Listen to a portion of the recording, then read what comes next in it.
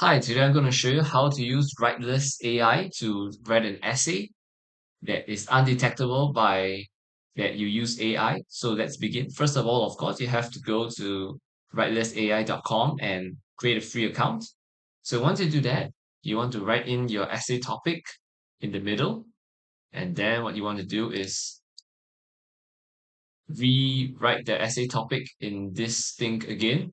If not, usually it will move the topic right into here automatically. If you have anything to upload, you can upload a PDF or image. And what you want to do is press next. And then you want to choose what type of essay that you want to write, a regular essay, a research paper, personal statement, literature review, or something custom. Once you select your preferred choice, then you can press next. I press the essay option. And then next, you'll choose what writing styles. You have standard, argument, academic, and custom.